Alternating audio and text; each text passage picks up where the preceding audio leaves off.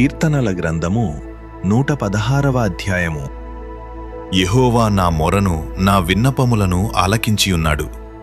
కాగా నేనాయనను ప్రేమించుచున్నాను. ఆయన నాకు చెవియొగ్గెను. కావున నా జీవితకాలమంతయు నేనాయనకు మొర్రపెట్టుదును. మరణబంధములు నన్ను చుట్టుకొనియుండెను. పాతాళపు వేదనలు నన్ను పట్టుకొనియుండెను. శ్రమయు దుఃఖమును నాకు కలిగెను. అప్పుడు యెహోవా, దయచేసి నా ప్రాణమును విడిపింపుమని యెహోవా నామమును బట్టి నేను మొర్రపెట్టితిని. యెహోవా దయాళుడు, నీతిమంతుడు. మన దేవుడు వాత్సల్యత గలవాడు. యెహోవా సాధువులను కాపాడువాడు. నేను కృంగియుండగా ఆయన నన్ను రక్షించెను.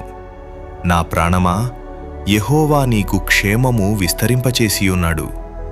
తిరిగి నీ విశ్రాంతిలో ప్రవేశింపుము. మరణము నుండి నా ప్రాణమును కన్నీళ్లు విడువకుండా, నా కన్నులను జారిపడకుండా నా పాదములను నీవు తప్పించియున్నావు.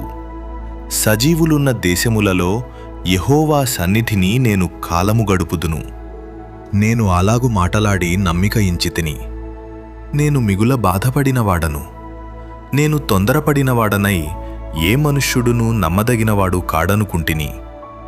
యెహోవా నాకు చేసిన ఉపకారములన్నిటికీ నేనాయనకేమీ చెల్లించుదును? రక్షణపాత్రను చేతపుచ్చుకొని యెహోవా నామమున ప్రార్థన చేసెదను.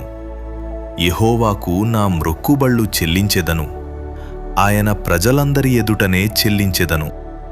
యెహోవా భక్తుల మరణము ఆయన దృష్టికి విలువగలది. యెహోవా, నేను నిజముగా నీ సేవకుడను, నీ సేవకుడను, నీ సేవకురాలి కుమారుడనయ్యున్నాను. నీవు నా కట్లు విప్పియున్నావు. నేను నీకు కృతజ్ఞతార్పణ నర్పించెదను. యెహోవా నామమున ప్రార్థన చేసెదను. ఆయన ప్రజలందరి ఎదుటను, యెహోవా మందిరపు ఆవరణములలోనూ, యెరూషలేమా, నీ మధ్యను నేను యెహోవాకు నా మ్రొక్కుబళ్ళు చెల్లించెదను. యెహోవాను స్తుతించుడి.